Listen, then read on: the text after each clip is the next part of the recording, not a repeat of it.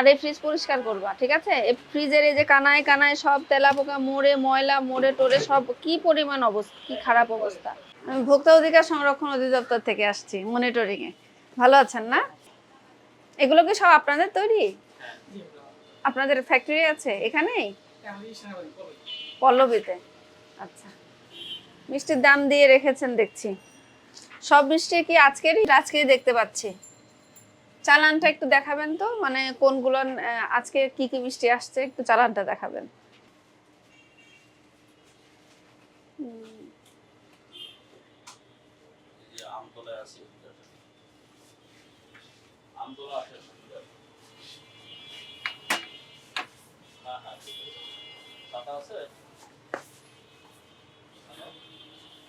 এই যে চকলেট গুলো তো বিদেশি চকলেট, তাই না? চালানটা বের করেছেন? চালানটা আমি একটু দেখবো।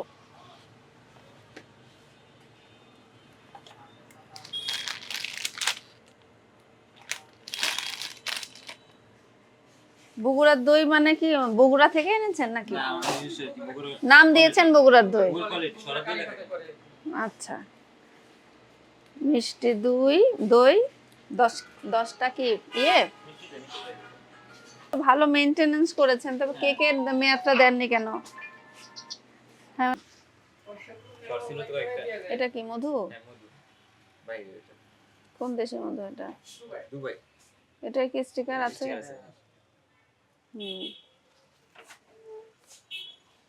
আচ্ছা, আপনার প্রতিষ্ঠানের ব্যবস্থাপনা মোটামুটি ভালো, অন্যান্য জায়গার তুলনায় ভালো, কিন্তু কি কি রান্না হচ্ছে? এগুলো হয়ে গেছে রান্না? তো রান্না করা খাবার এত নিচে কেন? এটা কি? কিসের ঝোল? ডাউলের ঝোল? এটা কি ডাল? এটা নিচে এইভাবে রেখে দিলে এটা ময়লা পড়ছে না? ঢেকে ঢাকনা কোথায়? ঢাকনা কোথায়? আর এই যে লবণ হলুদ যা যা ব্যবহার করা হচ্ছে, এগুলো নিয়ে ঢাকনা কোথায়? ঢাকনা না থাকলে এভাবে খোলা অবস্থায় থাকলে রাতের বেলা তেলাপোকা পড়বে না, টিকটিকি পড়বে না? ফ্রিজ কোথায়? এই বস্তার উপরে এগুলো নেড়ে দিয়েছেন? নাড়ার কি আর কোনো পাত্র ছিল না? না না, এই বস্তার উপরে কেন এভাবে নেড়ে দিয়ে থাকবে? আর এগুলো কি? এই রান্না করা খাবার, এই খাবার সব একসাথে কেন? এগুলো কবেকার জিনিস? এটা কবেকার জিনিস? কালকেরই। এটা কি জিনিস? এটা কি জিনিস? পুরীর ঝোল দেখি। এই রান্না করা খাবার কাঁচা খাবারের সাথে একসাথে কেন রেখে দিয়েছে? ফ্রিজের কি অবস্থা? এই ফ্রিজটা কেনার পর থেকে কোনোদিন পরিষ্কার করেছো? তাই নাকি? নমুনা দেখে তো বোঝা যাচ্ছে না। এগুলো কি? এই ইসের উপরে কি আছে দেখি। এটা কি? এই যে এটাই তো কালকের বাসি। এই যে গ্রিলগুলো আবার গরম করে দিয়ে দেবা। এগুলো কাঁচা না?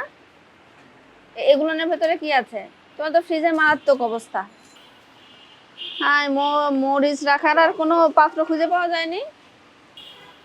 আর এই ফ্রিজ পরিষ্কার করবা, ঠিক আছে? এই ফ্রিজের এই যে কানায় কানায় সব তেলাপোকা মরে, ময়লা মরে টরে সব কি পরিমাণ অবস্থা, কি খারাপ অবস্থা। রান্না করা যা যা আছে ওইটা বের করো, মেয়োনেজ বের করো। কাঁচা জিনিসের সাথে কোনো অবস্থাতে রান্না করা জিনিস এক ফ্রিজে রাখা যাবে না।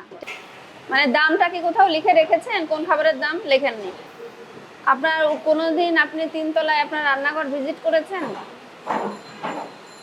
আপনি বা আপনাদের প্রতিষ্ঠানের মালিক সে ভিজিট করেছে? করেননি। করে আপনি কথা উত্তর দিতে হবে। কারণ করেননি। আপনি আপনার ফ্রিজটা দেখেছেন কখনো? এই বাসি গ্রিল, এই গ্রিল ডিপের মধ্যে রাখা ছিল। এগুলোই আপনারা পরের দিন আবার মানুষকে খাওয়াবেন। মুরগি যেগুলো রয়েছে সেটার মধ্যে মশলা, মেয়োনেজ, তারপরে এই যে এরকম রান্না করা গ্রিল, মাংস সব একই ফ্রিজে বস্তা বস্তা করে, ঢাকাও নেই।